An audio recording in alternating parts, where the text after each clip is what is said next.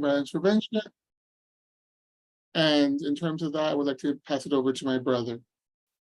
Hello, everyone. My name is Luis Espinosa. Currently, right now, I am a lecturer here at the University of Texas, Rio Grande Valley.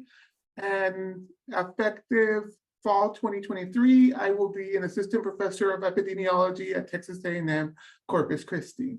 So I will be leaving my colleagues to go on to another university, but we will continue to work together. Other than that, if anyone has any questions, you can, if it's at that time when we're talking about it, feel free if it makes sense to ask. Otherwise, we can, the other questions we can handle at the end. Okay. Cool.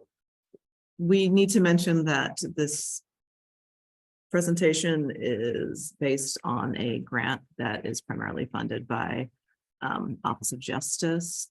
And the info is right here. Some of the things that we're going to talk about were funded by the state level grant, which is the second one listed. We receive funding from the Office of Violence Against Women and local donors and sponsors, and of course, our university, which provides most of the funding for our office.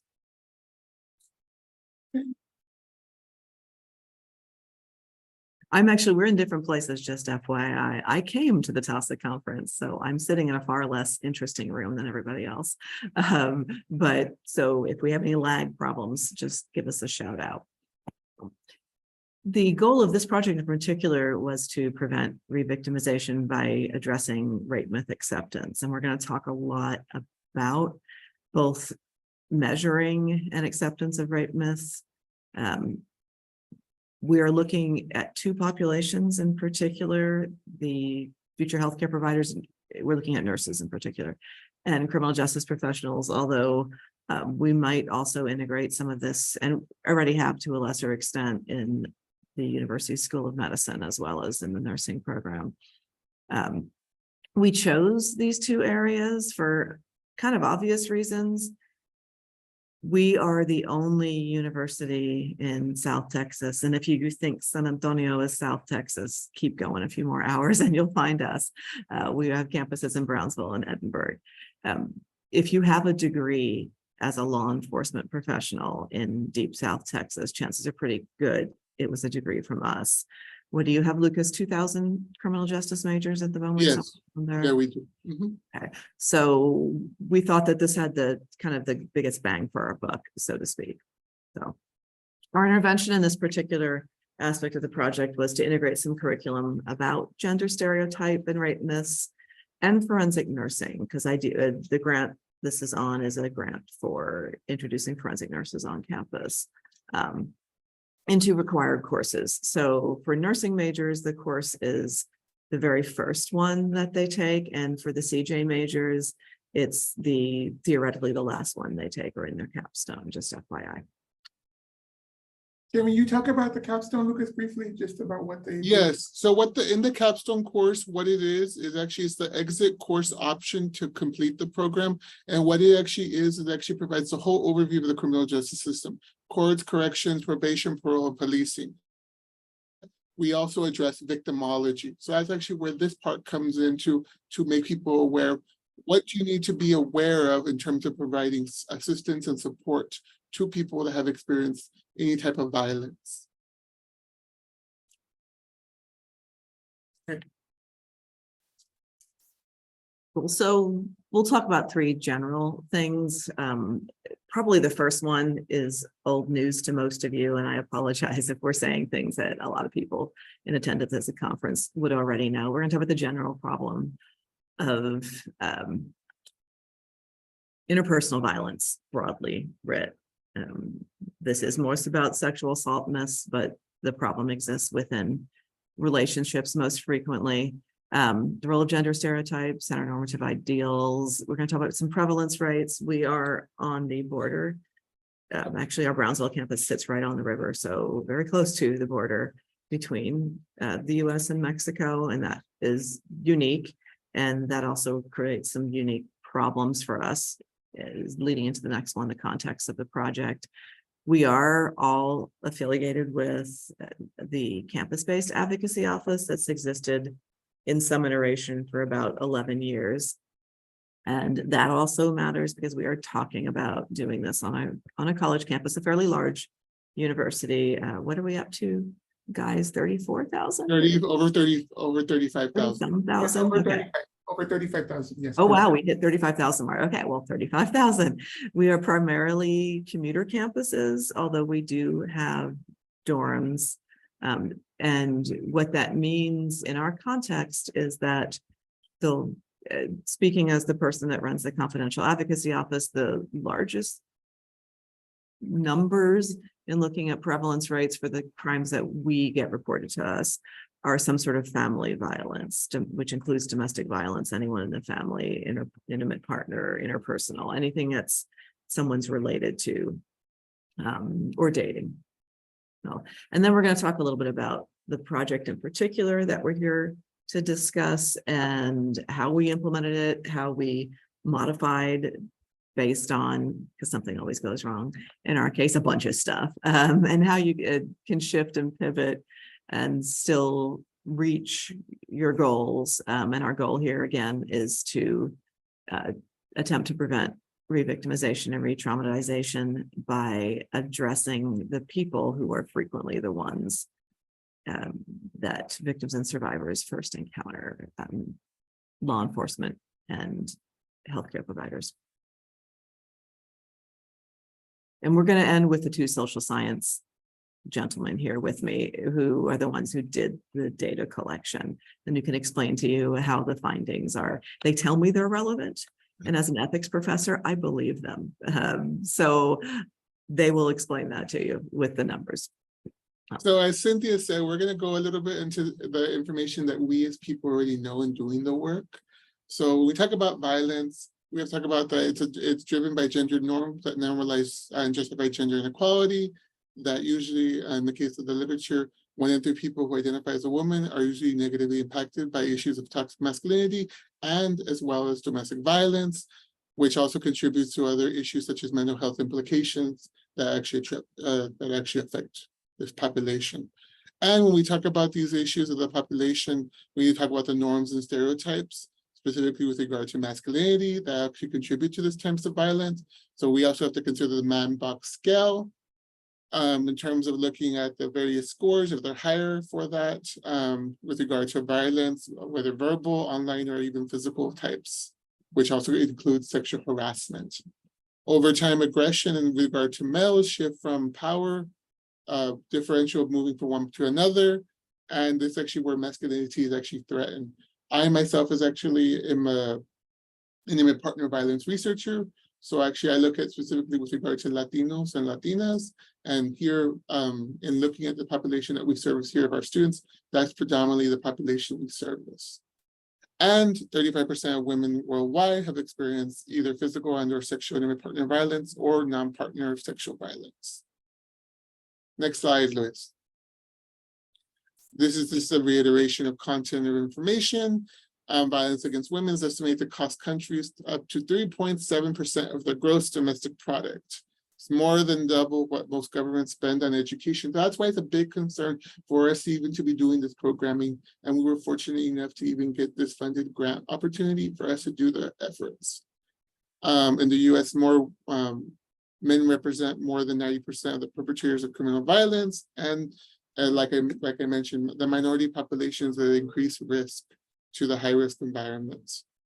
So here at UTRGV, our population is mostly Hispanic/Latino. It's at 91%. So that puts it in context of the people we primarily serve. And it's always going up. Like it was like 2 years ago, it was 89%. Now it's 91. So yeah, we're representative of the counties that we are in. So the 4 counties we primarily serve are Hidalgo and Cameron, the larger ones, and the 2 rural ones are Starr and Willacy. And those counties range from 89% of people report that they're Hispanic to one of the rural counties, I can't remember which one, reports not like 99% report that they're Hispanic. So that's probably Starr, the one that probably referred. maybe. So when we talk about this issue, we also have to talk about the intimate partner violence also occurs to the case of violence or even intimate partner homicide. It's also known as intimate partner intimate partner femicide. So we need to also consider that here in the Rio Grande Valley where we've served is from 2016 to 2022, we had over 41 individuals lose their life to intimate partner homicide in this area. So, and to bring it to context for us, it's a big issue. When we look at it in terms of the US, intimate partner violence perpetrated by men and women, 1,686 murders include female victims. That is why this is relevant for us. So we're seeing the issue and concern for this. 31% to 50% of transgender individuals have experienced domestic violence, because here we also service, we as an entity, on our campus, we don't discriminate services to anybody, and we ensure that they're provided access and access to opportunities and resources. 1 in 4 women experience sexual violence, physical violence, and/or stalking. I will say too, one of the surveys of one of the research articles we did not put on here, which is my fault, is a study by Coker et al. From a few years ago at one of our legacy institutions, the one that exists in Brownsville. And I always found it compelling, and I always like to talk about it because the number is kind of striking. In a survey of students who identify as female who had experienced physical violence within a relationship within the year that the survey was conducted, only 25% of those surveyed thought that violence was a problem in that relationship. And that number always strikes me as super interesting. And I've been trying to talk these two smart guys into redoing that data. It's a very compelling number. 25% thought that violence was a problem. And these are young women who reported that they experienced violence. So keeping that in the context of where we are. Next slide, Liz. Clicking it, hold on, it doesn't want to go. Oh, there. So this is about the advocacy office that we all are a part of. It's the Office for Advocacy and Violence Prevention. And we are a standalone advocacy conference, excuse me, I'm at a conference, advocacy office at a large public university located in Deep South Texas. As I mentioned, we work with students and faculty and staff, and we provide counseling for students that's trauma responsive and trauma informed. And for every member of the campus community, we can do education and awareness events. We usually target students, but you'd be surprised, as the three of us are faculty members, how many faculty also need some assistance, not just with advocacy, but with understanding the context in which these exhibit. Those of you who are familiar with higher education in Texas know that Texas has a mandatory reporting bill. It was Senate Bill 212 that was passed back in 2019, went into effect in 2020. And that has been significant in driving up the number of faculty and staff who have asked for our assistance, because we are confidential, with the same caveats that a counselor or healthcare provider would have, of course, that as long as they do not report that a child or somebody who can't make their own decisions is at risk or has been harmed, we are fully confidential. We have that exclusion because Senate Bill 212 does allow for confidential space, but every other faculty member, and the gentleman with me, even if somebody reports in their class, if they're reported to in their role as faculty, they would also have to report. So Senate Bill 212 requires every employee of a university in Texas to report immediately any instance of violence. Interestingly enough, and I hope they fix this at some point, it excluded domestic violence. It was about sexual assault, stalking, sexual harassment, and what am I forgetting, guys? Sexual assault, sexual harassment, stalking. Oh, dating violence. Dating violence, yeah. Dating violence, but not domestic or family violence. Conditionally distributed. Our university has followed what the UT system has done, and most universities have, which is just lump it all together. I mean, if it falls under Title IX, we assume that it falls under these reporting options. But that's made a big difference. Many faculty or staff are concerned because the penalty for violating this new law in Texas is losing your job. So many are concerned that they're doing the right thing, they're reporting what they need to report. And so we've had a whole lot more requests than we used to have from faculty and staff previously. But as is mentioned, we provide confidential advocacy to anyone who's part of the university. And we can also do counseling for students. We're a little bit different from other advocacy offices. We are standalone. We report directly to the provost, which means that we don't fall under other chains. I know UT Austin, for example, last I checked, they had advocacy under counseling. UT Arlington was doing advocacy through, interesting enough, the police. I think UT El Paso has an office kind of similar to ours, but they're in, I think, the student service chain. Anyway, I mean, advocacy does exist on many campuses in the state of Texas, although it can take somewhat different forms. Cynthia, I have a question, just a comment. So for universities who do not have an advocacy office, it's usually covered under Title IX, or somebody's doing the work, obviously. It has to be, well, the investigation has to be covered somewhere. And it's Title IX legislation is everywhere in the country. And it changes frequently every time our administration in Washington has a significant change. Our Title IX legislation changes, starting with the Dear Colleague letter in 2011. We've had some significant changes that put, because this kind of violence disproportionately affects females, it falls under Title IX legislation, which is about equity in education. So every campus has to have them. Many campuses rely, rightly so, on their local places. Within the counties we serve, there are 3 local agencies and shelters, and we partner with all of them in providing different services as well. College populations can be somewhat different, which is why campus advocacy, our main goal is to, well, again, assist people, but we have the added goal of trying to get people either finishing their year, graduating, in some cases transferring to another university where they would be more comfortable or safer, sometimes out of state. We've done that several times. So the goals of campus advocacy are mirror those of community agencies, but have some added components. Okay. I think we've talked about most of this. We are in the Rio Grande Valley. Access is a big deal. The whole point, as we're going to talk about in a few minutes, of the forensic nursing project was the limited access that we have. I was on the board of one of the local shelters for a number of years after I got tenure.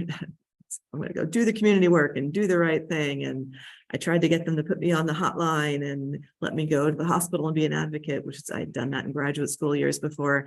And finally they said, Dr. Jones, your Spanish is terrible. I'm like, oh, it's true. It is true. But if we ever get a client in German, I'm willing to talk to. So after being on the board and hearing some of the horror stories, and it wasn't that the advocates and everybody wasn't doing a great job, they all were. But our valley, as we know it, has so few forensic nurses. Cameron County is a little bit better off. They've had a unit in Harlingen that's existed for a long time and done an amazing job under Sonia Edelman.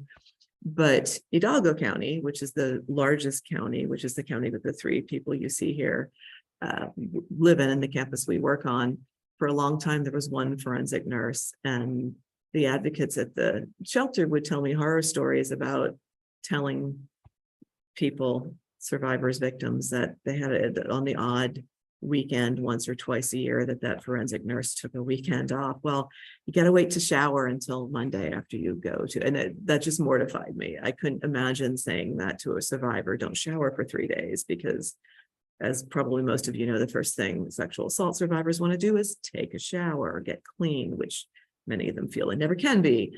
So to have somebody wait, and again, there are other services, but for most of the clients there, it was at least a 45-minute drive, and many of them aren't comfortable leaving the county to go to another county. We are in a fairly large county. So one of the impetuses behind this project, and I was excited when the Department of Justice started this particular grant project, which is to increase access to forensic exams for students on college campuses. I was very excited about it because I'm like, we need that, as you'll see in a few minutes. Yay, great idea, but many challenges jumped into our way. We are presenting particularly on the curriculum integration, which we added to and supplemented in many ways, due at not at least in part the fact that it's been a much greater challenge to actually have forensic exams on campus or close by. But we'll talk about that in a minute.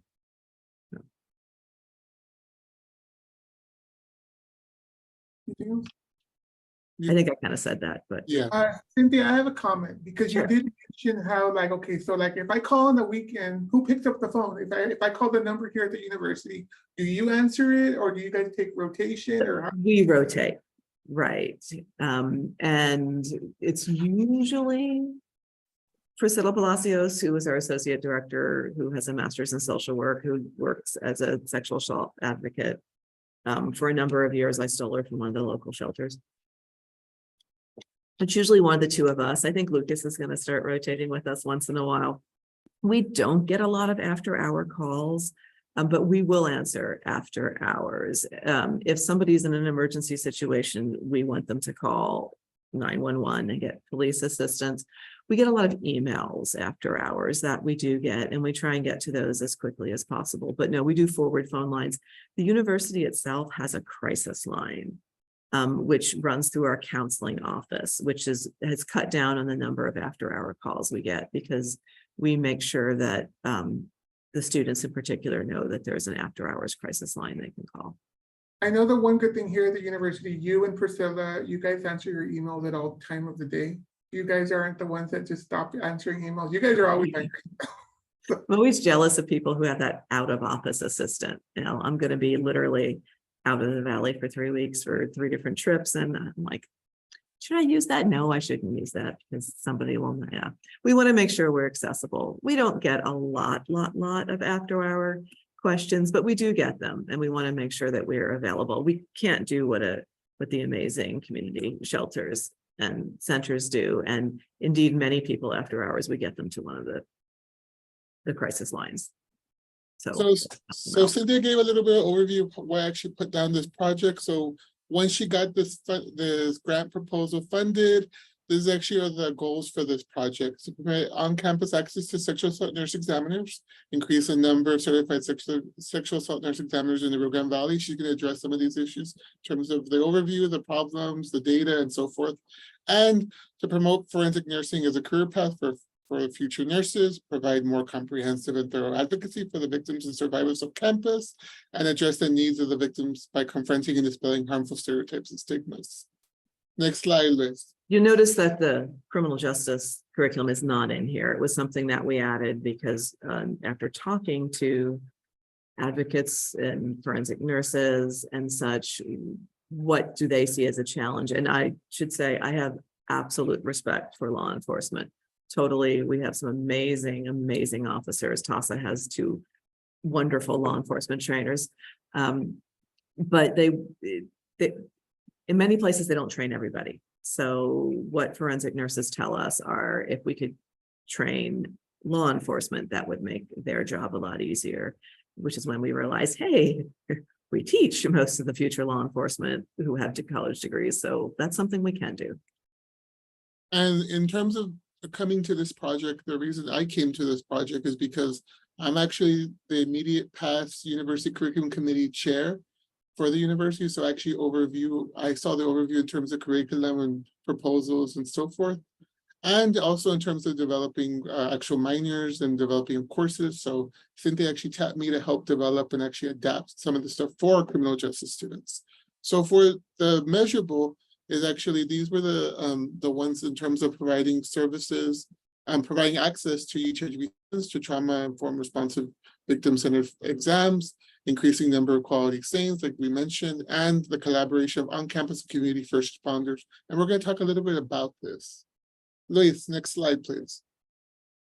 So for these activities, for the first one, for this, the nursing students, to conduct workshops and what we have actually done, we actually have done this in terms of the course and as well as in terms of doing with that, provide consultative virtual presentations, and with regard to inclusion of content with regard to domestic violence, child abuse, and other content. And this is something where I'm actually going to be tasked to do this next year, is to develop a class for inclusion into the core curriculum that any UTRGV student can take that promotes advocacy and addresses moral, social, and health issues with regard to victimization and social justice. The attempt here is to sort of move upstream, so to speak, and find people. You can't be a forensic nurse until you've been practicing for a little while. I think 2 years. 2 years. But many of our nursing students didn't even know that the field existed. So this is a way to put it in their heads right at the beginning of their curriculum, and also to put it to future law enforcement's heads that they know about it towards the end of their college career, that this is a real thing. It's a real thing that improves, I mean, from a law enforcement perspective, it improves the prosecution of, and assists in prosecution of these kinds of crimes. So it's in that sense, without even thinking about the benefit to the victims and survivors, which can be significant, it's a good thing to get into the curriculum. We also noticed that, as reported by our nursing faculty, who do an amazing job, but they weren't really covering any of these topics in any detail. Some faculty included it in their classes, but it wasn't something that was required in any of the courses. So, Well, usually in a lot of these books, Cynthia, isn't it just like a chapter? A lot of these nursing books? yeah, one of the intro books that in the course that we're using, that we're integrating into, has a chapter on trauma and violence, but pretty much most of the faculty told me they weren't covering that chapter because they have so many things they have to do, right? So this is our way slightly of nudging, and then we figured if we provided the content for that, and they wouldn't have to develop their own work on it, and it would be easier for them to integrate it, because many of our nursing faculty are also working nurses.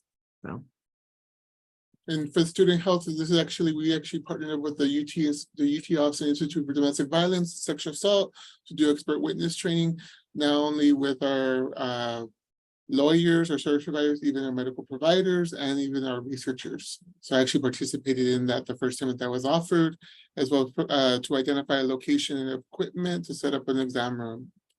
Next slide, Liz. For our criminal justice component, what we actually have done is identify the courses, and we mentioned it's the capstone course. The other course we're going to be adding it to is going to be the social policy course. There's also another option course for the exit. And what we've actually done is we partnered up here with under our advocacy office. We also have a student peer educator student group called Masculinidad Saludable that has come in and actually has provided curriculum to in terms of healthy relationships. And we're going to have to actually change the name of that organization to be representative and to comply with the diversity changes in our state. As well as curriculum inclusion in terms of, we've actually consulted with our same consultants, and as well with the faculty that teach that course to outline the curriculum and to develop the modules. And we're going to give you an example of what the module is going to entail. For the graduate nursing curriculum component, what we've actually have done is we've had several talks by our sexual assault forensic examiner, who's also our SANE, to actually provide the, and we've also have done we've also done outreach materials to actually raise the awareness of sexual assault nurse examiners in terms of the role, like Cynthia mentioned. And we've also coordinated with several faculty to educate the students, not only with regard to talks, but also they can actually do a meet the SANE conversation to actually find out what a SANE is, what their role is, and so forth. and the goal again is to increase the number of forensic nurses in our area. Cynthia, this is you. Oh, okay. I love the graphics. You guys are really good at making PowerPoints. The SART, I am the chair of the campus SART. It is a subcommittee under our Title IX committee. And there's couple of core people. I meet with the Title IX coordinator, and when needed with campus law enforcement, with Clary person, with attorneys. So several of us work primarily on policy. There's a more important than the people that run this stuff are the boots on the ground. And we have 3 people that meet regularly, one from student health, the victim liaison from our campus police department, since we have our own sworn peace officers on campus, and our main advocate in the office. And they meet usually weekly to discuss any issues they have between cases. One thing that we are trying to do with this grant is to increase our community engagement. We do work with many community partners on a regular basis, but we haven't done so as a formalized sort of SART. So we identified Cameron County as the county to work with. And one of the points of this is it increases awareness about forensic nursing, which is why it falls under the same sphere, and campus advocacy. And it's just a really good idea to get stakeholders together and have productive conversations. And like most SARTs, and I'm not a SART expert, although I've read lots of literature on it, I have discovered from doing them for a while that not to be blamey. We all make mistakes, but to make sure that when we're having discussions about things that went wrong, we also make sure we talk about what went well and what was positive and how we can all work together to overcome some of the challenges that we face, like lack of access to forensic exams. I will say this because I think I forgot to mention it earlier. Our students frequently refuse to go to the hospital to have an exam. It costs money, even though the exam is free. If they're given any sort of medications, it will likely hit their parents' insurance. Another big reason the students won't do it. We do have one hospital in the area that does forensic exams. They have a very good unit, but it's really difficult. I'd say 19 times out of 20, I can't get a student to be willing to go to the hospital. So we can usually get them to student health, though. Student health's only open 8 to 5, but still, if we can get them there, we can at least get them some services, which is why the original intent was to integrate this into student health. But that makes even more sense of the importance of the SART, working together with our community partners so they understand, one, to let us know if they do get a student or a member of the university community, they contact us so we can make sure that they're safe on campus and we provide them, you know, whatever services they might need. Yeah, you all know why SARTs are important. Okay. Next slide, Liz. Hold on, there. Can you tell their brothers? So what we're going to go over is first what we actually have reached out to actually do our in terms of curriculum integration with our criminal justice students. So what we did is we actually, and we're going to also give this to our nursing students, but we're going to do this first with our criminal justice students. So we actually reached out to criminal justice and health professionals in terms of people that have dealt with around the issue of sexual assault and nurse examination with regard to forensic investigation specifically. So next slide, Luis. So we send a mass email to all you guys. to all the people we know in terms of, can you please, if you have some type of connection to criminal justice or health about the about this whole aspect of this role. So the program coordinator for the advocacy office for myself actually coordinated interviews with several personnel to actually do this. And we sent this general email and they sent us a follow-up email so we could actually coordinate. And we're actually going to give you a little bit of a little overview of what that's going to look like. Luis, next slide, please. Well, hold on one sec. Oh, yes. Next slide, Luis. We were interested in the question. So in talking to people in the field, very few people want to hear from the middle-aged white lesbian professor about how to handle survivors. They want to hear from people in the field. They want to hear from important, smart people who do prosecution, who handle these cases, which was one of the reasons behind this. So I never wanted any of this to be me talking about it. I wanted it to be people in the field. So when we sent this out, we got really good response, and we have more people to interview, but we're trying to tailor it such that we have more law enforcement for law enforcement. We have some more healthcare providers for the healthcare providers. But the idea was, what would you tell? We're asking working professionals, judges, and advocates, and law enforcement, nurses, physicians. What would you say to future healthcare and law enforcement professionals about working with victims and survivors? Because they'd rather hear it from people like that. And they gave us really good answers. We still have more to integrate in, but the idea was it can be a more interesting way to deliver the same content that you might deliver with, a PowerPoint or a lecture from somebody like me. It's more interesting to see the people in the field saying and everything that they say are their own words. We didn't seed anything at all. We got good responses, and the hope is that that is a really good way to get our students to identify with, oh, wow, that's a judge, that's law enforcement, that's somebody important in the field. I want to be like them. Let's hear what they have to say. So we're going to show you, Oh, look, sorry. we're going We'll to show show the you. whole thing. Okay. Done. The plane? Yes, it Yeah. is.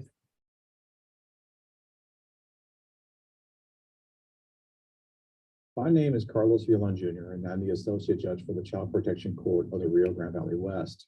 We hear CPS cases in both Starr and Hidalgo counties, and I've been doing that now for about 10 and a half years. Many of the cases that come before the court include survivors of violence, both parent and child. In fact, many are before the court due to a number of issues, including domestic violence, mental health, and substance use. One of the first goals or initiatives that we took on as a court was to make the setting more trauma-informed, so that families can feel safe when they come before it. But this is an approach that must go far beyond the courtroom doors. It's an approach that needs to be taken by every person who works with survivors of violence, whether it's the caseworker, the police officer, or the nurse, or anybody who's working the phones or lobby for any of them. Realizing that these survivors are coming from hard places and understanding that they need to feel safe must be at the core of understanding and working with these individuals.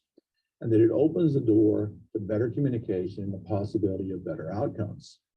I would highly encourage the inclusion of trauma-informed training and trust-based relational intervention, or TBRI, in any curriculum for future law enforcement and health professionals. If we are truly committed to a helping profession, the client or the person before you needs to know that you're actually there to help. Hi, my name is Art Villarreal. I am a prosecutor in the District Attorney's Office. I am the supervisor of the Domestic Violence Unit, and I've been doing this for 13 years. I am a forensic nurse. I work for the Children's Advocacy Center, and I'm specifically a sexual assault nurse examiner. I'm the lead forensic interviewer here at the Children's Advocacy Center of Hidalgo and Starr County. The Director and Chief Juvenile Probation Officer for Hidalgo County. Okay. You want to pause? So I think you get an idea what we're doing with this and trying to use the people already in the field. And we were happy to see that so many of them were eager to help us. And we've got a couple more on the docket. And this is actually a really long video. We're still working on cutting down to make it, because we want the students to actually watch it. So, but we're happy to share it with anyone who's interested. Anything that we've done, we are more than happy. I realized some years ago when I started doing this work on a campus that the only way to do it effectively was to steal what other people are doing. And so we're open to that as well. The one thing I really liked about this is, like Cynthia said, we didn't really have to prod these people. We just asked, and we're like, sure, we will love to help you all. We want to be able to help the future students who become professionals. And even in the case of coordinating to meet them up, they're like, Art actually cleared his schedule for us to go do the interview with him, because he's very busy. He's in charge of the domestic violence unit for Cameron County. So for the district attorney's office, so he actually was really helpful, and the rest of the people as well. Like, we just reached out and asked like a courtesy nod, and we're the ones that got inundated with emails and responses to people. It also helps that we do pro bono work for them for expert witness. But yeah, okay, so I'm gonna go to the next slide. So the next thing we're going to talk about, Liz, is the integration with our nurse. We actually did. Next slide, Liz. Oh, sorry, it lagged, Lucas, I didn't hear it. Okay. So what we're going to have you all do is actually, if you could actually scan this, this actually is to take the revised Illinois rate myth acceptance scale. If you would please do us the courtesy.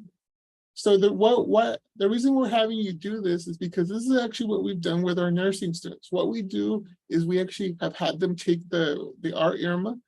It actually is a modified of the U IRMA, the updated Illinois rate myth acceptance scale. And the reason we actually use the R IRMA is because it actually has changed rape, the word rape, to actually sexual assault to be more inclusive. And it is like I mentioned, it came out in 2017. It actually comes from a master's thesis work. So the reason we're having you do this is because what we do with the students is we actually have them take the R IRMA, and then we actually bring in the talk with their saying, to kind of like we actually have our saying come to a talk about their job, the myths, and the issue that they've had to deal with in terms of the profession. Because like Cynthia mentioned, many of the students don't even know what a saying is, and these are students going into the field of nursing.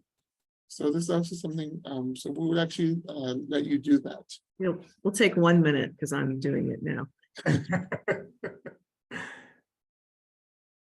It should take you 1 to 2 minutes. It's like, Yeah. so Lisa, what, like Lucas said, with our students, they do it, first they do the actual survey, then they receive the education component, then they take it again. Mhm. So next slide, Liz, as the people are doing that, we can. I'm gonna continue. leave it on just in case they need it, just in case some of them still need the. Okay, that's QR fine. code. I'll leave it on for like a minute.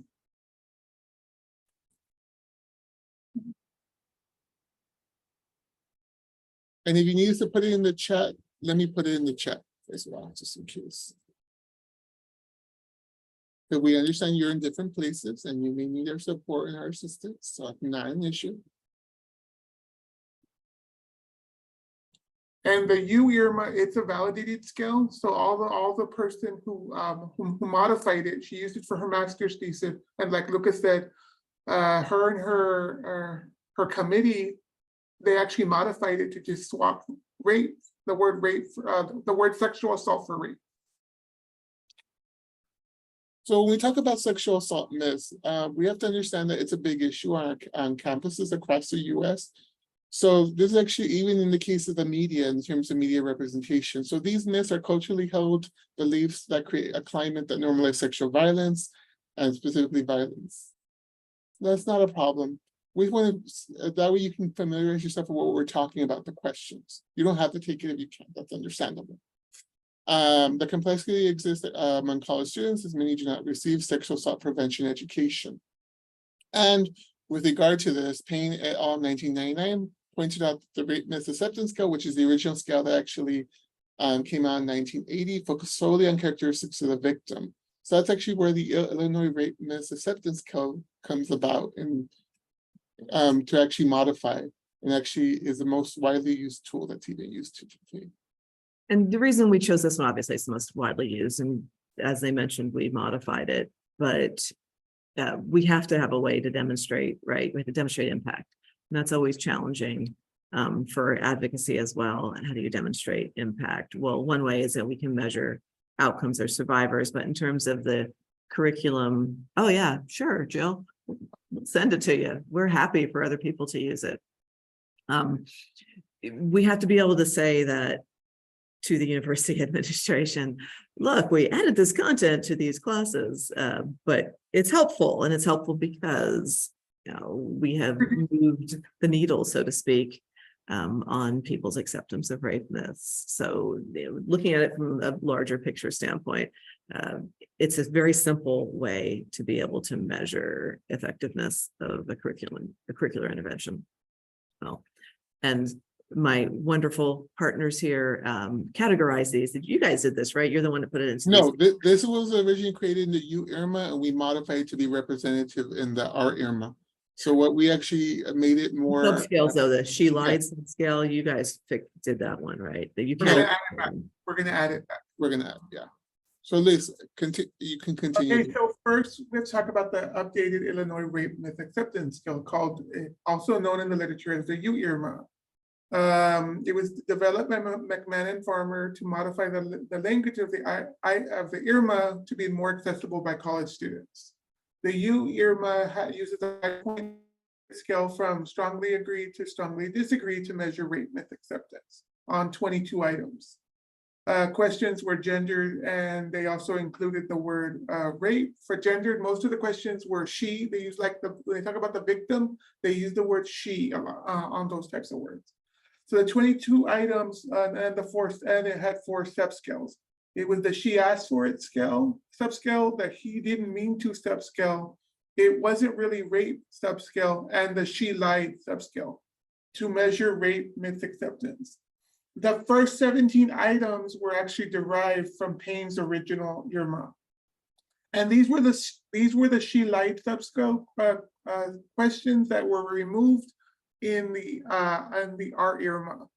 And we're actually going to re-add these back, but we're going to make them gender neutral, where we're going to swap the word where it talks about girls, for example, in regard to the victim, we're going to swap it for victim who said that they were and we're going to swap the word rape we're going to swap sexual assault for the word rape to make it more inclusive. So for example, You consider girls that we usually use people, right? yeah, people. Yeah, you can say a victim or You can survivor. say victim, you can say survivor, you can say people. Depends on how the question you want it to be inclusive. So we're going to add these actual 5 questions back, and we're going to modify it and make it more representative, because these aren't in the IRMA. But Lucas and I realized that when we were looking at this person's thesis, who actually created it, the IRMA, that she didn't include this subscale, and she could have. It wasn't like it was going to take her a lot to do it. It was already available. It's just making it more inclusive. Lucas. Okay, so for the revised Illinois rape myth acceptance scale, it actually has, we actually used, what we use is the IRMA, which is actually only 17 questions related to sexual assault myth acceptance. It runs from 0 to 6, from strongly disagree to strongly agree. It's a gender neutral phrases, and limits the word uses of rape to sexual assault. It actually comes from a master's thesis work that actually came out in 2017 for a student that actually did an applied criminology degree. And her research team actually helped her. And we're going to actually, like Luis mentioned, add the she lied scale back to be the victim lied scale. We're going to add that back for this next reiteration when we implement it. So the different scales, what are they in terms of the question? When we talk about the victim asked for it scale, these are the questions that actually encompass the scale. For example, it was the first 6 questions that you actually have asked. And then for they didn't mean to scale, these are the following 6 questions that were asked. And then it really wasn't sexual assault subscale. These were the following 5 questions. And Luis, can you show them the results of their responses so they can get an idea? Okay, I have to go back into the look at you. I can show that at the very end. I can show Okay. Yeah, so they can see a reiteration. Yes, I'm going to show you how people replied. So these were the findings that we had from the nursing class that we gave the actual IRMA to. It was 19 students who took it. This was for our accelerated program or the second bachelor's program, Lucas? The second bachelor's. What's the second bachelor's program? So our second bachelor's program, that's a separate program from our traditional students who are going, who are getting their first bachelor's. So these students are accepted separately, and they have their own courses all together. They take their courses together. And these were it's from the pilot we did on this. Yeah. So yeah, this was the pilot that we did. we haven't correct. done the data collection for the regular integration yet. Correct. And so these were we're going to go through the actual findings and what they mean. This is just a pretty table. You don't have to know specifics. You don't have to know statistics. This is just what we found. You can look at the pre-test and the post-test, and then the t-test. So we're going to go, what do these findings actually mean? Okay. So before you go over them, Luis, what This is actually, so what it entailed that they were given the R Irma first, then they were given the top meet the same, and then they were given the R Irma again. Mhm. Next slide, Liz. Okay, so what did we find? When we looked at all 17 questions, the participants demonstrated a significant difference on all the myths. This indicated that participants were less likely to accept sexual assault myths after the IPV curriculum content. So that's when you're looking at all the 17 questions. When you were looking at the first 6 questions, we found that specifically that the participants were less likely to accept the victim subscale, the victim asked for it subscale. When you look at on the they didn't mean to subscale, which is the questions 7 through 12, the participants were less likely to accept this sexual assault myth after receiving the IPV curriculum content. And when you look at the last 5 questions, which were, it wasn't really sexual assault subscale, we found that the participants were less likely to accept this sexual assault myth after receiving the curriculum content. Anything else, Lucas, you want to add? No, so what we want to make sure is that these were the same people that were asked the questions, and they were asked the questions again at the end. So that's actually why you actually can run a t-test on this data. And we're not going to make you do it again, but we're going to show you the results for the pre-test, which you would have actually been given. Luis, can you please pull that up on your end? Okay, give me 1 second. I have to stop sharing my screen real quick. Let me go to the, hold on. I should say too, we've done data collection from the modified IRMA in other courses for a baseline, so to speak, and we've done it in a bunch of classes. We just haven't done the full-blown curriculum integration to have any, usable results yet. But it's good to see a baseline. Have you guys run the numbers on those yet? You probably haven't. No. You haven't. So, Okay.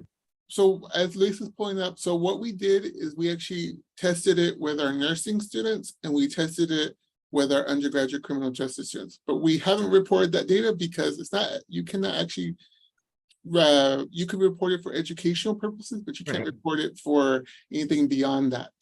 Because we were testing the information to see if it's actually sound and most appropriate to do. That is He's making us not fall out of compliance with our institutional review board. Thank you. Okay, so this is what we found from question 1. Most people strongly disagreed. Question 2 was the people wearing revealing clothes that they are asking for trouble. That one was mostly strongly disagreeing. And then going on to the other questions. This is just showing you how most people answered.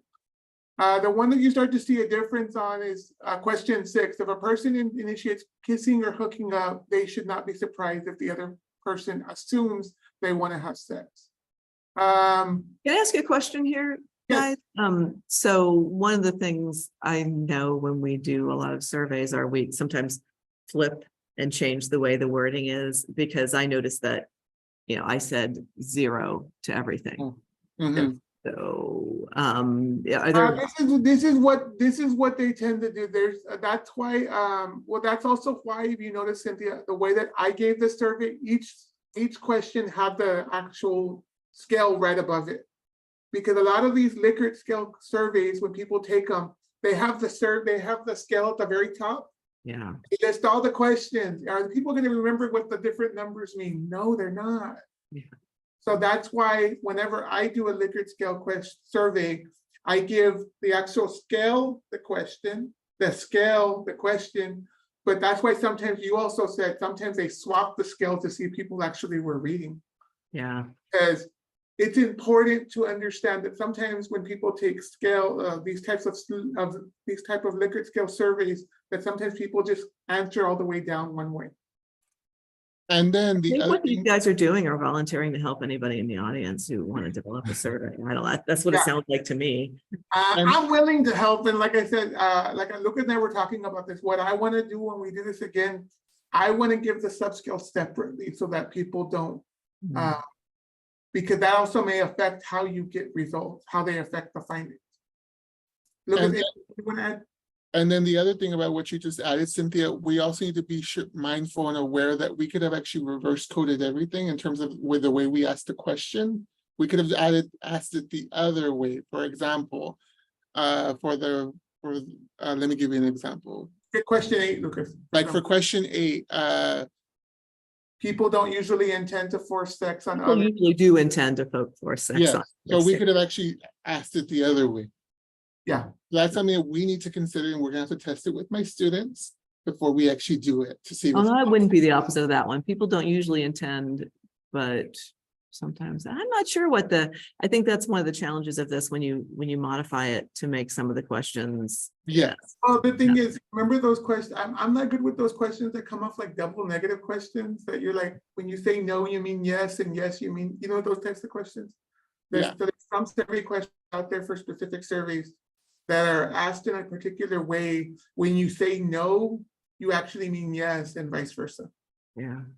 Does anybody, we're willing to answer some questions while we're talking about this, before we move on, if anybody has any questions. I'm gonna go to the back to the PowerPoint. Where was I? Lucas, what slide was I on? you're on the findings interpretation list. Sorry. I'm gonna go back to that slide. Give me a second. I'm gonna open the PowerPoint and I'm gonna share my screen. Where's share? Now, Okay. what we've actually done is so you're also aware, this took time for us to even figure out what we were gonna do, because when Cynthia came to me with this idea, I said, what exactly do you want the students to do? How can we demonstrate the students actually are changing their ideas? So we're like, okay, let's do something that's possible, and that actually that the sexual assault nurse examiner has to address.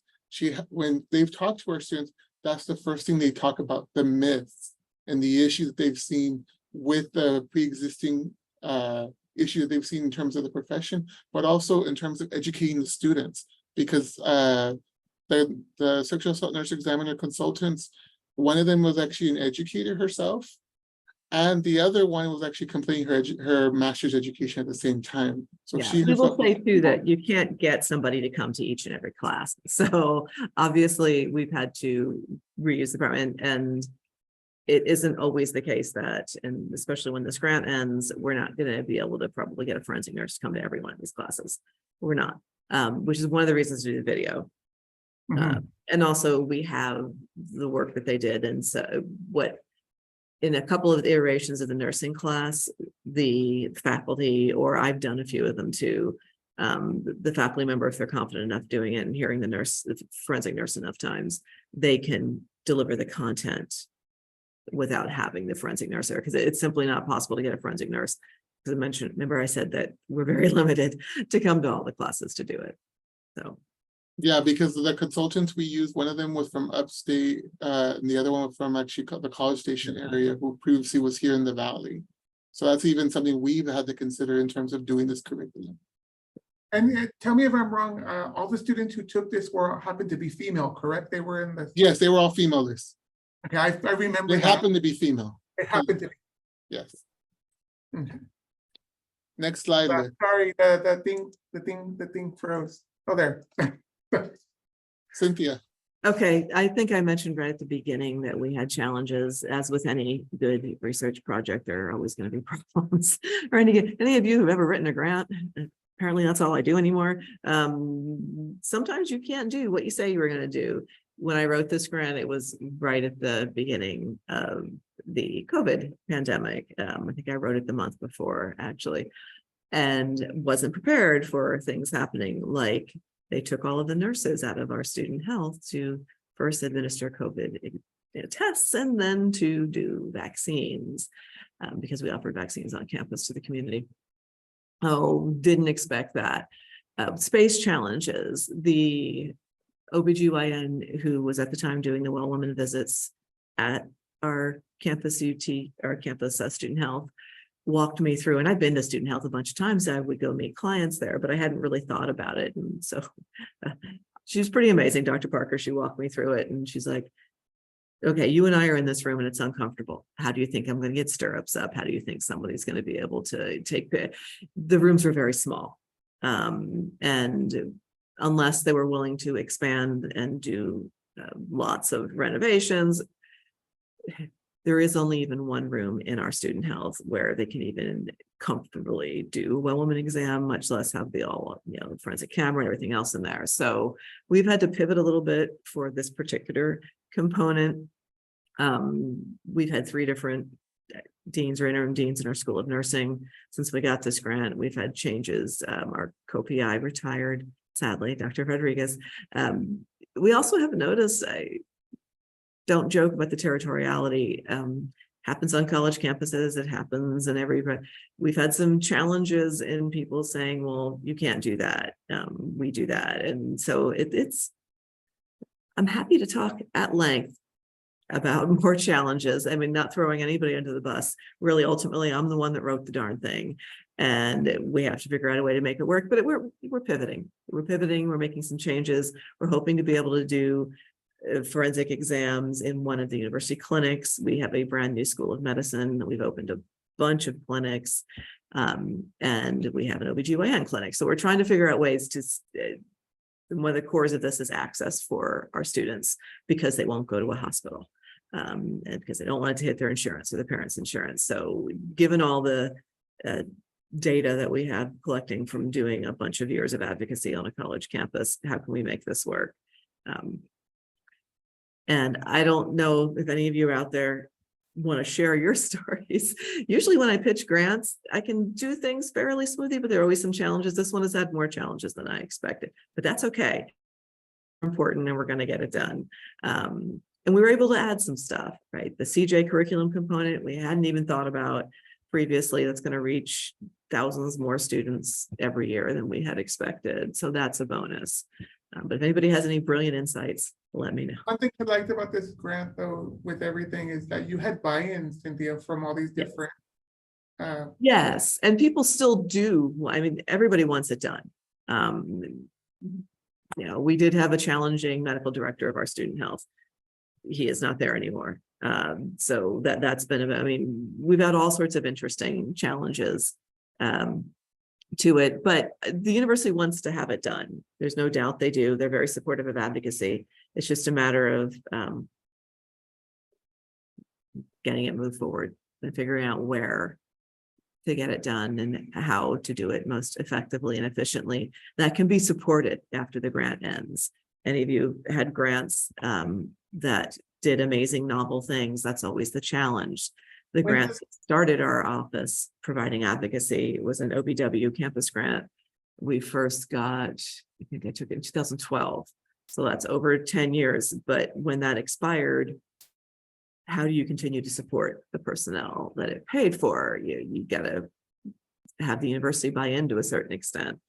And I would say we've done, our university has been incredibly supportive. Our full-time licensed counselor, our associate director, they've just allowed me to use Dr. Espinoza here as a faculty advocate, offering him course release for such a thing. So if the university buys in, it's helpful, but yeah, it's always a challenge when your grant ends, is how you're going to continue to provide the services. So originally in the office, it was you and Priscilla, correct? When you right. The office started, actually the office originally started with several faculty members on a local community research project with some donors, and then a grant, and then university buy-in. And then the university said, well, Cynthia, if you want more staff, you better write more grants. But to their credit, then they supported the things that they felt that they were important, and we can make a case for it. And we have been able to. So we've been very fortunate with supportive university administration. You can accomplish many of these things too with very strong ties to your community agencies. And helping them with resources as well. For a while there, we'd be like, okay, we'll bring more people to train as volunteers for your hotline from the university if you can help us by doing some more education awareness training. So we've turned into the office that does all the stuff. Another selling point, by the way, we are able to provide most of the education and awareness, and depending on the context, some places call it prevention, depending on the laws you're working with.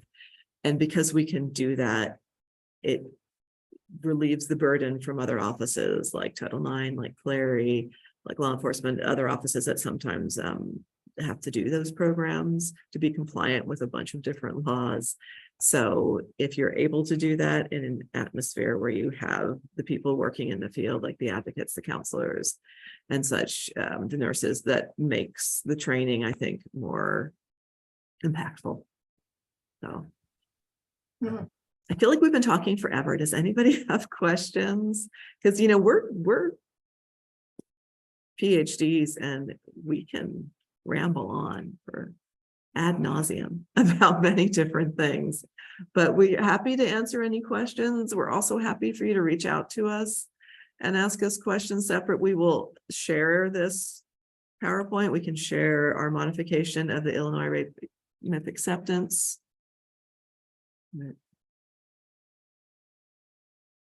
So this is our contact information. You're welcome to reach out to us for support or even clarification, or even in the case of you're actually trying to figure out where you, in terms of providing curriculum or even using or adapting the information for yourself. We have also talked about doing a modification of this in, oh, you're welcome. Thank you for your Oh, I remember you, Jill. We went to your conference. We've talked about, and the brothers Espinosa here, my nickname for them, have offered to translate that the modifier, because we haven't seen one published in Espanol. There's not. Lucas and I are gonna translate the actual our Irma to Spanish. So that's something that it didn't occur to us till Cynthia said it, and we're like, wow, it never crossed my mind. So there's also so you're aware, whenever you do a translation, you also have to normalize it with your population. So we're going to test it with our students first. It'll take us a while to get that going. Yeah, it's gonna take us a while, but we're gonna do it. So. And the one thing also, we're not just gonna translate it, we're actually gonna do transliteration to it. Yeah, we're going to do it in Valley Spanish, so Yeah. that might not be applicable to every place else. I know we've tried to bring in trainings that were translated, but with like, am I saying it wrong? Castilian Yeah. Spanish, or like rurally, Yeah. and our students are like many places. I grew up on the East Coast, you know, and the English we speak there is different than the English they speak in Texas. So yeah, it should be normalized to your population if we're ever going to use it for. The same thing, it's the same thing for English, like when, like, for example, like on ABC News, they speak, what is it, American English, what is it called? Like, Yes. Mainstream American English. in America, like, for example, it reminds me of like Peter Jennings when he would speak on ABC News. Nobody speaks like that. It sounds great, but Yeah, but nondescript dialect. So if you need support or clarification, please reach out to us. This is our contact information. And then the next two slides are actually our references, the ones that we use for sharing the information. These next two slides. Jose just asked us, if you shoot any of us an email, we will send them to you. Yes, No please. problem at all. Yeah, here's our email, Jose. Please reach out to us, sir. yes. And if you need support or with regard to talk to or process with an advocate, please call 915-257-9763. I'm doing a plug for Peggy. And thank you so much, everyone. We really enjoyed being here, and Cynthia, have a wonderful conference, and we will see you when you get back to the Valley. Thanks, everybody. Okay, I just want to check in to see if anybody has any questions. We still have a little bit of time left.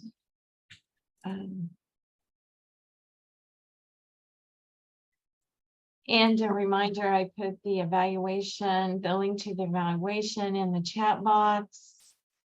And also the number, if you want to call process with an advocate, you can definitely do that. Okay. So I'm actually going to stop recording now. Also a reminder that we have recorded the session, and so we'll get the link to you